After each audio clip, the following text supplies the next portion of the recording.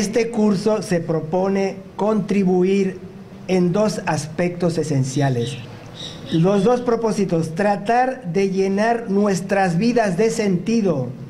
Para eso estamos en este curso, ¿sí? Tratar de eso, ¿no? No sé si lo logremos. Y procurar superar o dar elementos para superar el sufrimiento desde el diálogo filosófico, ¿sí?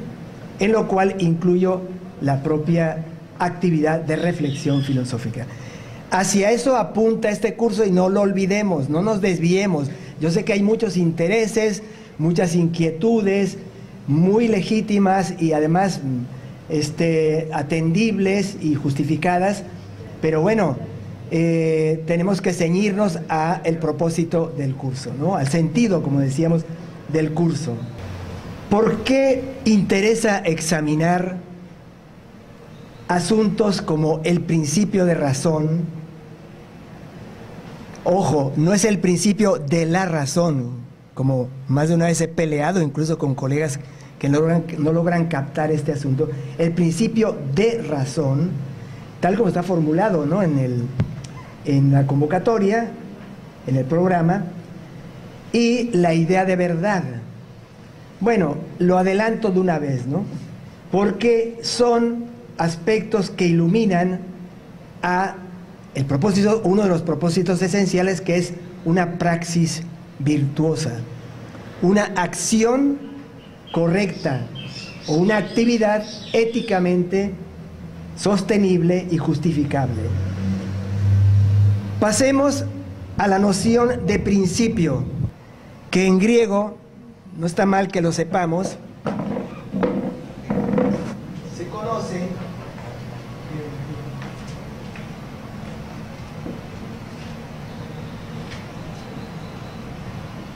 se pronuncia arché, ¿sí? No es arché, pues eso parece, no sé, cosa rara, ¿no? Arché es la palabra griega para nombrar algo que es fundamental para poder entender la propia tradición filosófica. Entendamos qué significa esto. En lo personal voy a postular una definición de principio. Bueno, entonces, como les decía, a propósito de la noción de arché, que es la noción de principio, estamos hablando del principio de razón. ¿Qué significa principio en filosofía? Eso es lo que necesitamos esclarecer, ¿sí? Como les decía, voy a postular una definición de principio que no encontrarán en ninguna parte, bueno, porque me estoy atreviendo, inmodestamente tal vez, a formularla desde mi propia idea del asunto, ¿no? Yo la definiría como el límite y fundamento de lo que acontece y de su representación. Es decir, todo lo que acontece en el mundo remite, lo sepamos o no, a un límite y un fundamento. Las cosas en el mundo no son un caos, aunque esa palabra la podemos usar alegóricamente, poéticamente, metafóricamente, etcétera, ¿no? Entonces, en el mundo hay una pequeñísima serie de posibilidades de esto que son límites y fundamentos, ¿sí?, de lo que acontece y de la representación de eso que acontece, es decir, del conocimiento, la captación de eso que acontece.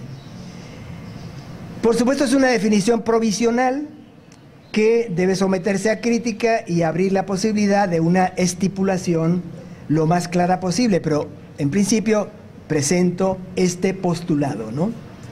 En razón de su condición de límite y fundamento, los principios anteceden ontológicamente, ¿sí?, también por lo mismo cronológicamente, pero lo importante es ontológicamente, el cumplimiento de los fenómenos del mundo y determinan su conocimiento, es decir, su representación. Esto de anteceder ontológicamente significa que en la propia configuración del ser, de la realidad, del mundo, de la física, en fin, de toda una serie de palabras que podemos emplear para referirnos a lo real existente, ¿sí? Eso, desde ahí, está determinando con antelación todo lo que se mueve, toda la dinámica, todo lo que acontece en el mundo. Como les digo, nada de lo que acontece en el mundo está libre de alguna determinación, y estas, yo básicamente planteo 4 principios, ¿no? Pues probablemente haya uno más que hoy mismo, a mí Cumaná me está inspirando mucho, ¿no? Me reveló otra cosa, se lo voy a confesar un poco más adelante, ¿no? Como esta definición de principio que, repito, no, o sea, me puse a pensar, ¿cómo puedo explicar esto? Y bueno, esta es mi manera de explicarlo, ¿sí? Entonces, esto de la antelación ontológica quiere decir que para que todo lo que acontezca, previamente están establecidas estas determinaciones, ¿sí? La tradición reconoce 4 principios. Yo incluso hoy me voy a atrever una vez más provisionalmente a una más, ¿no? Bueno, esos 4 principios que la tradición reconocen son el principio de identidad, ¿sí? El principio de no contradicción, principio de no contradicción, el principio de tercero excluido, non tertium datur, dicho en latín, ¿no? Y el cuarto es precisamente el principio de razón. ¿Bien? Razón. Principio de razón, sí. Con respecto al principio de razón, ¿qué podemos decir? Veamos, ¿no? Hay diversas formas de referirse a este principio. ¿Acaso la más famosa sea la de estirpe leibniziana? ¿Se acuerda que ayer pusimos en el pizarrón un nombre que era Leibniz? ¿Sí? Bueno, porque entre otras cosas no solamente planteó la idea de las mónadas, sino también en en ese tratado, la monadología, plantea, sistemática, vamos a decir que explícitamente formula lo que él llama el principio de razón suficiente. Principio de razón suficiente, ¿no? ¿Qué significa esto? Que no hay ningún hecho verdadero sin que exista una razón para que sea verdadera, o sea, sea de esa manera. Lo voy a repetir, ¿sí? Lo voy a repetir. No hay ningún hecho que podamos considerar verdadero, o que sea, mejor dicho, verdadero, sin que exista una razón para que sea de esa manera. O sea, un hecho verdadero, ¿sí? Se puede decir de manera más sencilla: todo suceso tiene una explicación suficiente. Lo que pasa es que esta formulación, que nos coloca un poco en el terreno, o bueno, nos coloca demasiado firmemente en el terreno epistémico, remite a antecedentes ontológicos que sería demasiado largo ponernos a explicar aquí. Pero bueno, todo el mundo yo creo que todo el mundo entiende que esta idea de que todo lo que sucede en el mundo, aunque no la conozcamos, siempre ha de tener una explicación que termine siendo satisfactoria, es decir, suficiente. Suficiente quiere decir consistente desde el punto de vista lógico, teórico, que concuerde con los requisitos de una verdad rigurosa. ¿De acuerdo? Como les decía, contra lo que muy frecuentemente suele decir, no es Leibniz el descubridor de esto.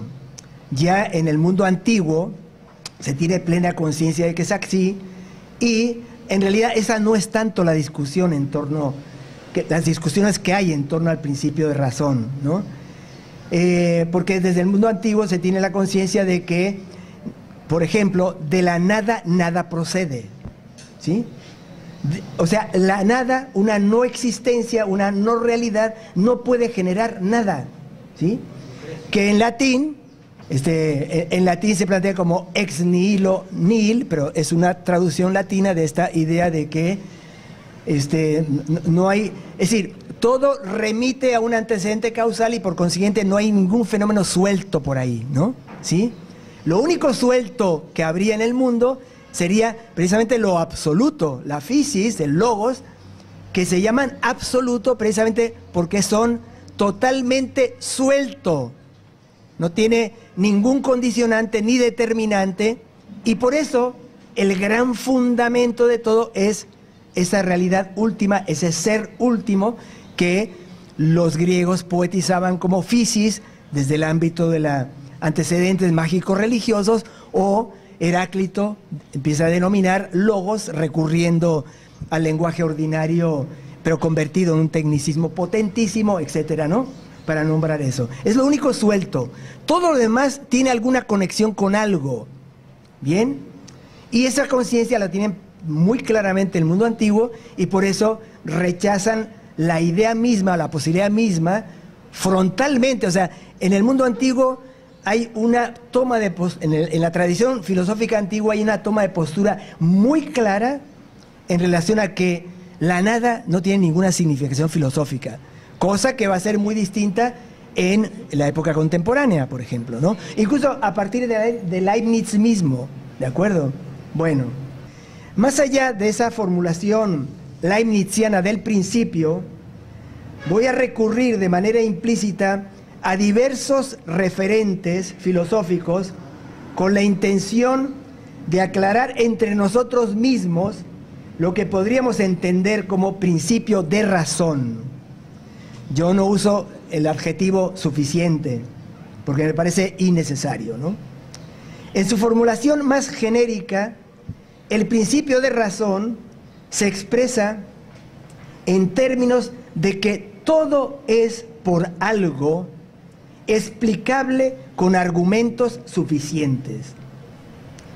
Todo en este mundo responde a alguna causa, pongo entre comillas la palabra causa porque es una palabra también que tiene problemas y bemoles, causa por la cual acontece de determinada manera y no de otra, ¿sí? En lo personal, me gusta más la formulación del principio de razón como principio de necesidad. Todo fenómeno remite a un antecedente necesario, tanto en el orden natural, como en el orden lógico, como en el orden metalógico y como en el plano bastante extraño a estos tres, que es el de la voluntad, el del querer, el del deseo, que también nos caracteriza como seres humanos o animales deseantes y representadores, como hemos dicho desde el primer momento, ¿sí? Pero me gustaría ir más allá y ensayar una definición más personal del principio de razón que se me revela aquí en Cumaná. Por eso les decía, algo pasa en Cumaná, ¿no? O al menos algo me hace Cumaná, ¿no? Que yo podría intentar plantearlo en términos de principio de sentido, tratando de hacerme entender y hacernos entender y que esclarezcamos dónde está el fundamento de una praxis, de una acción recta, éticamente virtuosa, éticamente justificable, ¿de acuerdo? ¿Qué significaría esto que estoy postulando aquí como principio de sentido? Todo lo que acontece y aquello que lo represente está conectado a lo que estoy diciendo con lo que también fue mi reformulación del principio de razón. Todo lo que acontece y aquello que lo represente remite a determinado sistema de correspondencias, ¿sí? O sea que en el mundo nos movemos conforme con determinaciones que están configurando por llamarlo de alguna manera, sistemas de correspondencias, con lo que pretende alcanzar algún modo de pertinencia en el mundo, ¿sí? Conforme con el principio de sentido, preguntamos todos y todas, ¿sí?, acerca del qué, del por qué, del cómo y del para qué, ¿sí?, de todos los acontecimientos con los que nosotros tenemos alguna relación. Y colocamos todo en estas coordenadas, ¿sí? Esto remite, entre paréntesis lo digo, no de una manera, vamos a decir, idéntica a lo que ya había planteado en Aristóteles en su tratado, que debería traducirse, que debería titularse prote-filosofía, o sea, filosofía primera, aunque después usaron una palabra completamente inconveniente y que yo rechazo, que es la palabra metafísica, ¿no? La metafísica de Aristóteles, ¿no?, donde habla de la causa eficiente, causa formal, causa material y causa final, ¿no? Finalmente, pienso yo que es una manera que ya Aristóteles nos está proponiendo de asumir lo que acontece en el mundo en las coordenadas de esas posibilidades, ¿no? ¿Qué es lo que genera algo? ¿De qué está hecho algo? ¿Cuál es la estructura y la organización de algo? ¿Y para qué es algo? Podría parecerse, o se parece en cierta medida a eso, ¿no? Ahora, hay una discusión muy antigua sobre la entidad o la realidad del principio de razón. Es decir, y sobre todo muy especialmente en su modalidad de causalidad. Porque el principio de razón podría tener modalidades. Y una, la que tendría que ver con el ámbito de la naturaleza, es la que con rigor, en cierta tradición al menos, podríamos denominar como causa, ¿no? Entonces, sobre todo el asunto de ¿cuál es la realidad de la causa, ¿no? La causa es un fenómeno en sí mismo objetivo, es un fenómeno absoluto, existe en el mundo la ley de la causalidad objetivamente, ¿sí? Ese problema se lo han planteado, ¿no? Desde la época antigua, desde la tradición filosófica antigua, por ejemplo, esta objeción ya aparece en la tradición escéptica. Es decir, los escépticos plantean la objeción de que el hecho de que podamos observar el cumplimiento de ciertos fenómenos en virtud de ciertas condiciones y de ciertos antecedentes, bueno, eso no se puede negar, pero sí se puede negar, y ellos lo niegan, que eso sea la expresión de una ley objetiva, ¿sí? No existirían elementos, porque el escepticismo es una corriente muy peculiar, muy singular, y esta no existiría, como les decía, elementos para sustentar que eso que nosotros experimentamos como relación de causa y efecto por experiencia cotidiana, ¿no? Si el qué sé yo, la mata de uva morada, ¿no?, de las que hay por acá, Pesjua, por ejemplo, ¿no?, se le cae a alguien en una camisa blanca y se le forma un manchón morado, pues para nosotros es clarísimo decir, la causa de ese manchón morado es la caída de un fruto de un árbol que es Pesjua, que cayó en la camisa blanca, ¿no? Pasó eso, ¿no? Ahora, ¿qué es lo que dice el escéptico? Tú vuelves a pasar por debajo de esa mata y con una camisa blanca y te vuelve a caer otra semilla y te vuelve a manchar la camisa. Bueno, puede suceder y no se puede negar que eso sucede. Esto es un hecho manifiesto. Pero aún así, aunque pases 1000 veces, 1.000.000 de veces y pase lo mismo, no estás teóricamente autorizado, no tienes elementos reales para, de forma dogmática, ¿sí?, decir existe la causalidad. A toda uva de Pesjua que caiga en una camisa blanca le corresponde un manchón morado. Sí, ¿no? ¿Sí me explico? Entonces, Como el escepticismo, una tendencia, una orientación filosófica que permanentemente está en guardia y combatiendo lo que, según su punto de vista, en otras escuelas son dogmas, que además, quiero aclarar una cosa, la palabra dogma en filosofía no tiene la connotación que se le ha dado en la religión y, bueno, últimamente hasta en la política, ¿no? En filosofía, dogma, aprovecho para este paréntesis, ¿no? Para evitar confusiones en lo posible. En filosofía la palabra dogma significa única y exclusivamente tesis firme. Una tesis firme quiere decir una tesis que ya no admite más preguntas. Es decir, una proposición indubitable, no admite ninguna duda. ¿De acuerdo? Entonces, eso es un dogma, no tiene ninguna connotación, no es ni malo ni es bueno, es solo que hay orientaciones filosóficas que sí consideran importante y necesario alcanzar verdades firmes, eso que en la tradición se llama verdades apodícticas, y otras que, como los escépticos, que dicen que no.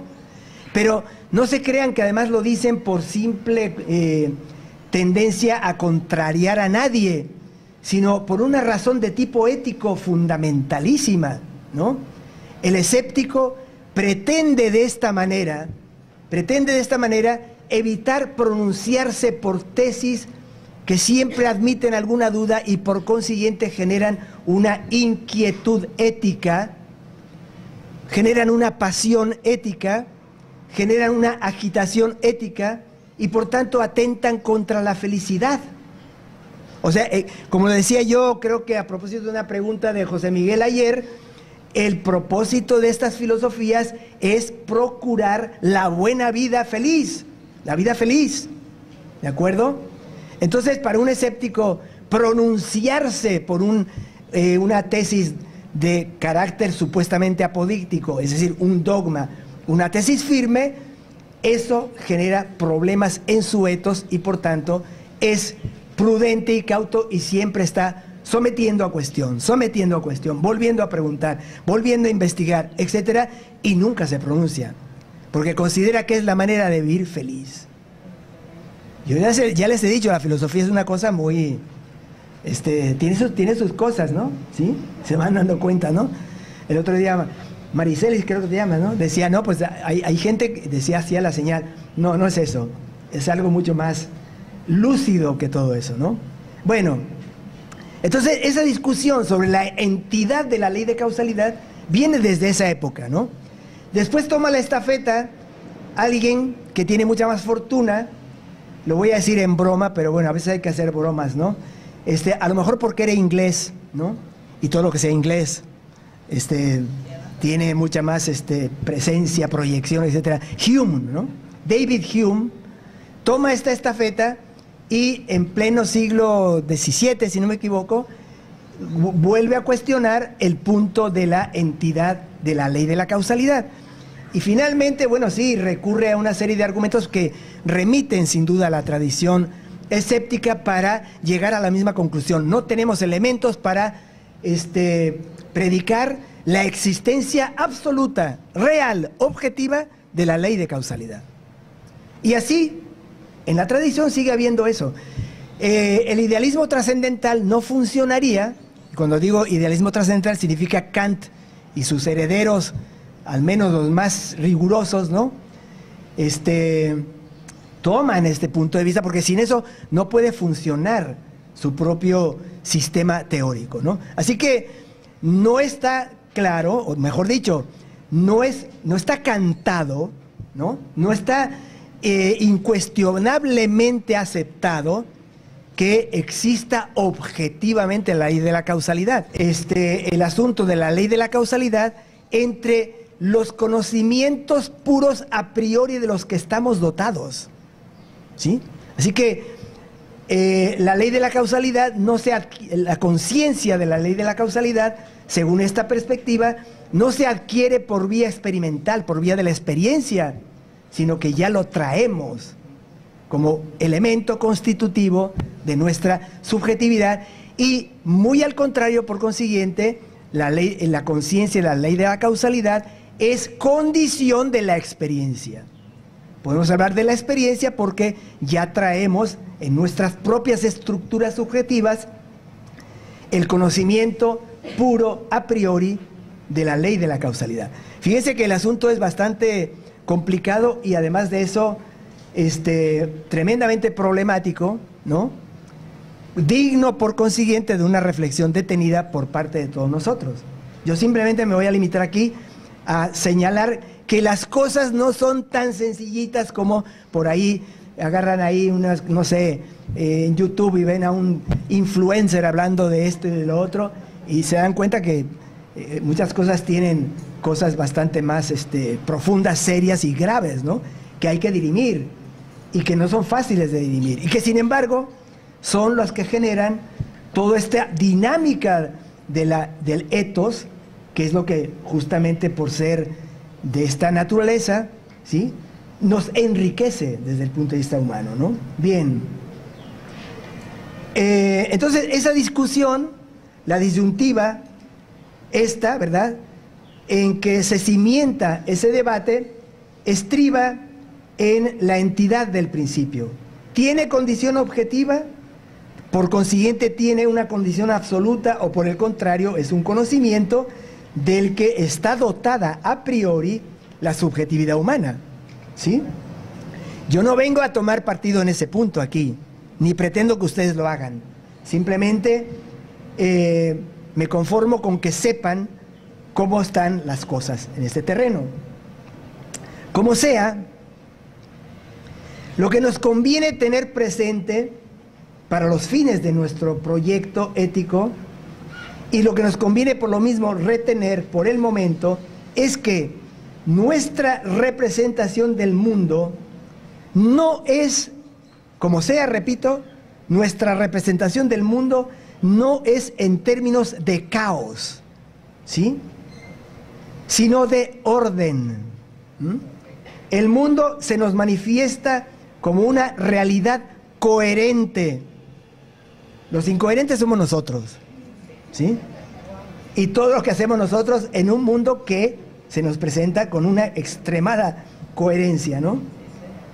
El mundo, como les decía, se nos presenta como una realidad ordenada, algo que está estructurado por una interacción causal necesaria. No podemos violentar esto. No tenemos ningún elemento, ni posibilidad, ni poder, ni nada para violentar esto.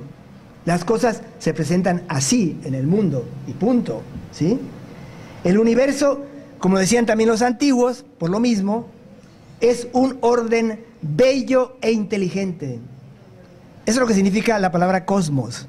La palabra cosmos significa orden, bello e inteligente. Las tres palabras pesan, las tres. Orden, belleza, por eso, eso fue al comienzo del siglo XX, creo, quizá un poco antes, no sé, se fijaron en esta parte, esta dimensión de belleza del cosmos, y por eso existe un neologismo en el fondo que se llama cosmético. Eso no existía. Platón nunca supo lo que era un cosmético, ¿de acuerdo? Ni Sócrates, ni nadie de esos, ¿no? Bueno, porque se fija en esa dimensión de belleza, ¿sí?, y también de inteligencia, es decir, de coherencia, de estructuración, conforme con un principio estructurador, ¿no? Ahora, ese orden bello e inteligente es así conforme con lo que conocemos como ley de la causalidad, para decirlo por el momento, para convenir por el momento en esa formulación, ¿no? O sea, lo estoy diciendo provisionalmente porque el reconocimiento del principio de razón tiene una importancia capital porque está en la base de la representación, ¿sí? Es decir, en la base del conocimiento inmediato, que es el conocimiento intuitivo, el conocimiento empírico de la realidad objetiva, que indudablemente está frente a nosotros, ¿sí? Es decir, eso que es la objetividad, la exterioridad.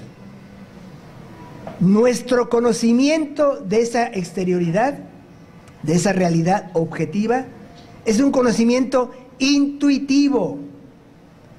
Intuitivo significa que es un conocimiento inmediato. Intuitivo significa que es una visión inmediata, visión que se ve sin mediaciones, como pueden ser métodos, procesos de investigación, doctrinas de X, Y característica, etc. Eso es lo que en filosofía se llama intuición, visión inmediata de la realidad. Esa es la intuición.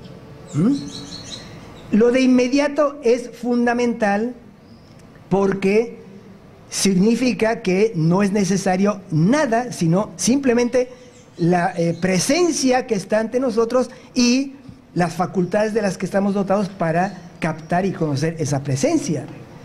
Nadie necesita, por fortuna, digo, ¿no?, sacar un título de doctor en filosofía para decir, he aquí la realidad. Yo tengo el título para decir, ahora que tengo el título de filosofía obtenido en, qué sé yo, de facultad de filosofía, ahora que tengo ese título, ya sé que tengo esto que tengo. Aquí es la realidad. Así no funcionamos, para nada. Funcionamos de manera, como les digo, espontánea, directa, sin mediación, asumiendo lo que se nos presenta, el fenómeno, los hechos, los acontecimientos, lo que se dan, las presencias. Todas esas palabras podemos usar, ¿sí? Y las intuimos, es decir, las percibimos, las captamos, las aprendemos sin mediación alguna, ¿sí? Sin mediación alguna. Ahora, si postulamos la existencia de una facultad como el entendimiento, hay que reconocer que esta facultad, por lo que acabo de decir, no es la facultad del pensar. Digamos, esto es una división, una diferenciación convencional, pero creo que es útil, ¿no? Si diferenciamos entendimiento y razón, ¿sí?, que es conveniente hacerlo, pienso yo, desde el punto de vista teórico, nos damos cuenta de que en esa distinción, lo que llamamos entendimiento, que es lo que permite precisamente esta captación, esta visión inmediata de lo que se nos presenta como lo objetivo y lo real y lo exterior, eso no significa pensar. Ver la columna que está aquí, o verlas a todas y ustedes aquí, yo no tengo que estar pensando, oye, a ver, paso 1, paso A, existe una entidad tal que se llama mujer. He aquí que hay una presencia que tiene estas características, luego hay mujer. Y bueno, voy por esa ruta y concluyo que aquí tengo una realidad de mujeres y hombres. Bueno, eso sería un proceso en el que sí estaríamos pensando, reflexionando, etcétera, meditando, como ustedes quieran llamar, ¿sí? No. El entendimiento, esta facultad de la captación y la intuición inmediata de lo real, no piensa, porque no necesita pensar, ¿sí? Y por eso, los perros, los gatos, los delfines, las lombrices, las serpientes, cualquier animal también capta la realidad de esa manera. En ese sentido, somos animales que no nos distinguimos para nada de los demás, ¿sí? Ninguno que tenga un mínimo sistema biológico, neurológico, etcétera, que pueda precisamente articular un conocimiento, una representación de lo real. Ningún animal. Hasta ahí todos somos iguales, ¿no? Y dan muestras de precisamente tener conciencia de que hay unas relaciones causales entre las cosas. O sea, si yo levanto la voz a mi mascota, por ejemplo, mi mascota sabe perfectamente que yo ya me enojé y que la cosa se puede poner peligrosa con él. Se puede poner problemática, complicada, etcétera. Y ese perro, por mucho que podría hacerlo, no ha estudiado un doctorado de filosofía en la Facultad de Filosofía y Letras de la UNAM. Y sabe lo que es la causalidad. ¿De acuerdo? Sabe que hay una relación entre el levantar mi voz y lo que pueda generarse. O sea, relación causa-efecto, es posible. Lo tienen claramente, ¿cómo digo? Establecido en su propia configuración subjetiva. Ellos tienen una subjetividad, ¿de acuerdo? Ahora, de lo que no dan muestras, y eso ni es mejor ni es peor, es de pensar. O sea, el perro, que yo sepa, hasta donde yo he visto, no piensa, pero que intuye, observa, capta la realidad y muchas veces mejor que uno. Los animales son tremendos, ¿no? Aquel famoso caso, esa anécdota, creo que es en la Odisea, ¿no? Donde cuando regresa Odiseo se disfraza porque está observando cosas inaceptables, ¿no? Cuando está llegando a su propio hogar después de la guerra de Troya, etcétera, se disfraza y nadie lo reconoce. Y el perro es el que lo delata, ¿sí? El perro sí captó con mucha más intensidad que ahí estaba, que había regresado y había pasado inadvertido por frente a todo el mundo, nadie lo reconoció. Así que, en ese sentido, ellos captan perfectamente la realidad, ¿sí? ¿De acuerdo? Por supuesto, entonces, por su parte, lo que resulta de las operaciones de la razón, una vez que hemos establecido, repito, convencionalmente esta distinción entre entendimiento y razón, esta sí es la facultad de pensar, es la facultad del pensar, ¿no? Es la facultad de la reflexión, es nuestra disposición a la verdad, ¿sí? Mientras el entendimiento lo que aporta es realidad, la razón aporta verdad o error.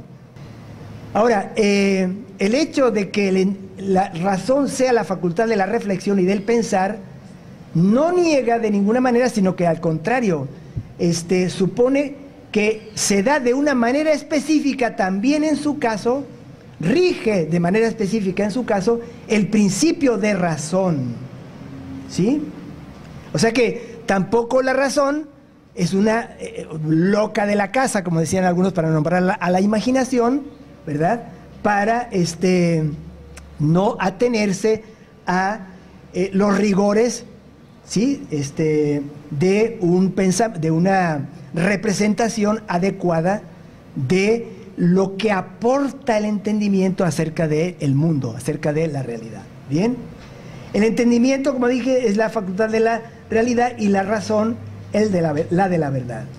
La razón, entonces, es la instancia por la que podemos elaborar conceptos abstractos, ¿sí? Esto es lo característico de la razón. Por la razón podemos elaborar conceptos abstractos, asociarlos, articular interpretaciones, juicios, teorías, todo eso, repito, conceptos abstractos, generarlos, ¿no? Asociarlos, articular interpretaciones, que esto es fundamental, ¿no? Que es lo mismo que decir juicios, ¿no? Y también articular o estructurar teorías, explicaciones complejas de las cosas del mundo, que tienen que hacerse cargo de su condición de verdad o falsedad, porque no hay ahí pues una posibilidad de arbitrariedad, salvo que queramos sembrar pues una imposibilidad caótica, ¿no? Que no nos lleva a nada, ¿no? Y esto supone entonces que está implícito también en él el requerimiento del principio de razón que opera además, en el caso de la razón, claramente como criterio de referencia. Es decir, ¿cuándo podemos decir que una proposición es verdadera, que un enunciado es verdadero, que un juicio es verdadero, que una interpretación es verdadera? Cuando la expresamos, y al expresarlo ya estamos en un plano de abstracción, de manera por consiguiente abstracta, pero sujeta a principio de razón. Solo ahí podemos hablar de verdad. Si no está regida por la manera específica del principio de razón que concierne al funcionamiento de la razón, será una falsedad, será un error, será una falsedad. ¿Bien? O será una mentira, por ejemplo, ¿no? Ambas entonces tienen o sea, tanto el entendimiento y la intuición como la razón y la reflexión, una importancia insoslayable en la labor de dar razón coherente y verdadera de lo que es.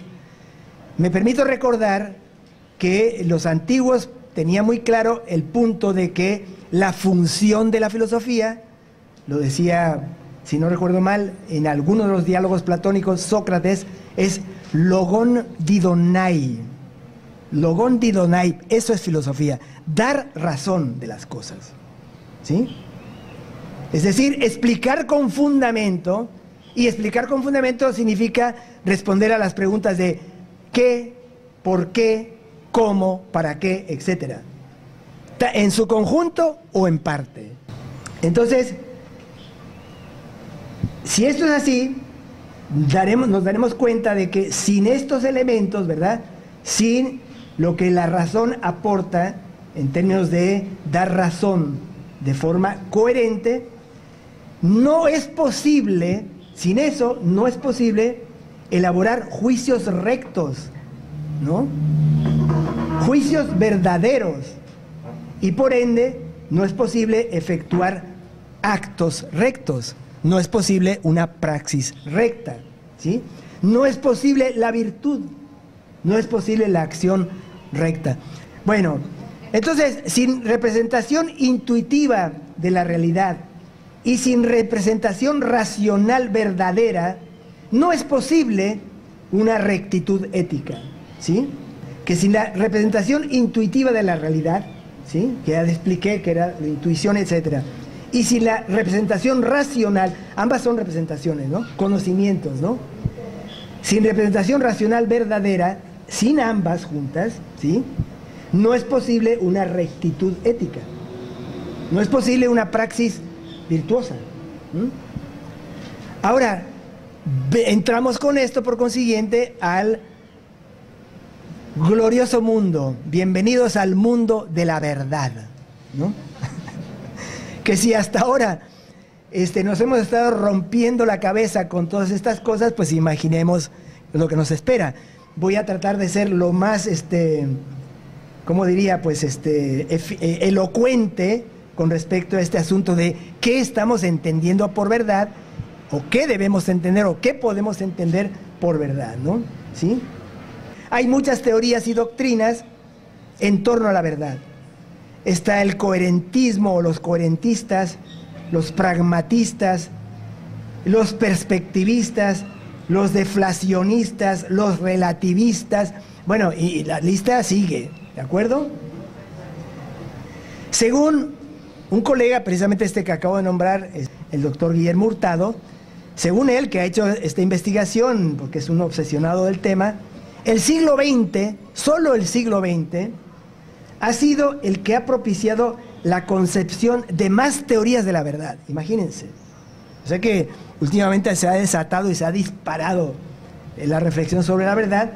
Cosa muy curiosa, porque es el momento en el que muchos sectores de la filosofía es cuando se han agotado, se han cansado, se han hartado y no le dan importancia, pues, a este asunto. Pero bueno, ha sucedido eso, ¿no? Al margen de este dato, ¿sí?, y de las doctrinas específicas al respecto, asumo, en lo personal, esto ya estoy colocando mi punto de vista, asumo que el ser humano está dispuesto en términos de una voluntad de sentido. ¿Se acuerdan lo que habíamos dicho hace un rato acerca del sentido? Un sistema, principio de sentido, le llamé un poco pomposamente y muy audazmente, ¿no? Lo que estoy postulando ahora es que los seres humanos somos una disposición a asumir una voluntad de sentido, asumirnos a nosotros mismos como una voluntad de sentido, ¿de acuerdo? Es decir, tenemos una propensión a colocar los fenómenos, los hechos del mundo, los acontecimientos, etcétera, en el orden del sentido. En sistemas diversos, pueden ser diversos, sistemas de correspondencias. Y en ese sentido, más allá, repito, de la gran diversidad de doctrinas acerca de la verdad, yo me he peleado con medio mundo formulando la idea de que finalmente todas derivan en algún modo de lo que probablemente no hay otra salida en este punto, que es la idea de una adequatio. Voy a poner la palabra en latín.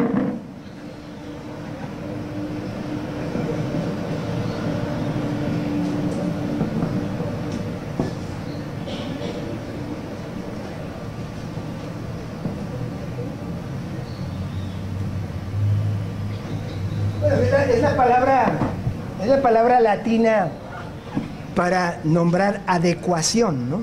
¿Sí? Ahora, ¿por qué le estoy diciendo en latín en vez de decirlo tan sencillamente como adecuación? Bueno, porque por lo menos desde Tomás de Aquino, un aristotélico del siglo XIII, teólogo cristiano muy importante, teólogo católico, cristiano por consiguiente, la verdad sería explicable en términos de una adequatio intellectus ad rem, es decir, una adecuación del entendimiento y la cosa, con la cosa, una adecuación del entendimiento, intellectus, a la cosa, res rei, en ese caso en ablativo, rem, ¿de acuerdo? Bueno, lo que estoy propugnando es que por mucho que haya intentos de salirse de este esquema, porque a muchos les puede molestar, ¿no? Finalmente no hay manera de hablar de verdad y de sentido si no remitimos lo que sucede, ¿sí? Los sucesos, los acontecimientos, a un plano de adecuación. Es decir, nosotros no representamos lo que acontece y esa representación es una forma X, Y, Z de correspondencia con lo dado, con la presencia, con lo que se nos muestra, con el fenómeno, ¿sí? Con las presencias que configuran la realidad, los acontecimientos y demás, ¿no? Es decir, lo contrario, por consiguiente, al sinsentido, al absurdo, a la sin razón y de ese modo también a la estupidez, ¿sí? O sea que lo que estoy propugnando aquí es por la idea de que el ser humano, por mucho que cometamos estupideces a cada rato, ¿sí? Que cada rato lo estamos haciendo y de calibres de muy diversa magnitud, ¿verdad? Sin embargo, el hecho mismo de poder considerar algo como estupidez, error, sin sentido, absurdo y demás, nos remite de alguna forma a el orden del sentido. No podemos hablar de sin sentido si no tenemos el referente del sentido. ¿Cómo puedo decir algo es un sinsentido? Solo lo puedo decir cuando tengo conciencia de que lo que tiene sentido es lo contrario a lo que está ocurriendo ahora como sin sentido. ¿Sí me explico? Entonces, finalmente, todo remite entonces en el ámbito de la representación de las cosas del mundo, de los acontecimientos del mundo, a algún modo de nuestra subjetividad, de nuestras facultades, de nuestras disposiciones, de nuestra apertura ante lo real, que se corresponda con ello. ¿Cómo? Bueno, vienen 1000 teorías. Y la verdad, pues ahí yo creo que sí hay que darle un poquito de juego a los escépticos. ¿Qué importa finalmente, no? ¿Sí? O decir, como decía Unamuno, mi paisano provocador, terrible, todo el tiempo estaba provocando, decía, ¿cómo sucede esto? Como sea, punto, ¿no? Típico de un vasco, ¿no? Que dice, no nos vamos a devanar los sesos, lo cierto es que nosotros nos relacionamos con el mundo de esta manera. Nos relacionamos en el mundo de una forma que se califica en términos de relación con sentido. Y cuando no sucede eso, es el absurdo, el sinsentido, el error, la estupidez, etcétera, etcétera, ¿sí? Pero nuestra vocación, nuestra voluntad, es una voluntad por el sentido, es una voluntad de sentido, ¿sí? Procuramos colocarnos en el plano del sentido. Bueno, porque si no estaríamos, no sé en qué plano, ¿no? En el plano de un manicomio, o en el plano de cierta forma de vida animal, que no sabemos si es mejor o peor, pero no en el plano humano. Y aquí estamos hablando de seres humanos, ¿de acuerdo? Bueno, una vez entonces examinadas al menos las teorías más influyentes de la verdad, ¿no? Se puede concluir entonces que de diversas maneras todas admiten alguna posibilidad de adecuación entre quien conoce y lo conocido, ¿sí? Todo finalmente en el plano de las representaciones verdaderas, sostenibles, son representaciones con sentido. Por lo demás serían visiones o lo que sea, podríamos también llamar representaciones sin sentido, ¿bien? Pero estamos jugando el juego del sentido. Ese es nuestro juego. Estamos en la cancha del sentido y por tanto está la posibilidad del sinsentido, ¿no? Alcanzar entonces el máximo grado de correspondencia, de adecuación con sentido con los fenómenos es una tarea inevitable, exigente, ardua, pero bueno, al menos para mí, también fascinante, ¿sí? Y también estimulante. Estamos en el terreno, repito, de la verdad y del sentido, ¿bien? Bueno, como les decía entonces, la configuración de representaciones, de juicios, de interpretaciones verdaderas y todo lo que se le parezca, es, desde mi punto de vista, una labor dialógica. Siempre será, a mi modo de ver, modestamente lo digo, una labor dialógica, incluso cuando pensamos que estamos en soledad absoluta o soledad plena y que estaríamos en una especie de monólogo.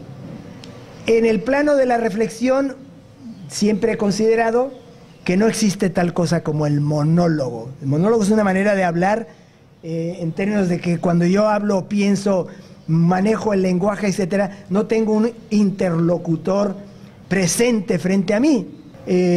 La definición de la reflexión como el diálogo del alma consigo misma, ¿sí? El pensar como diálogo del alma consigo misma.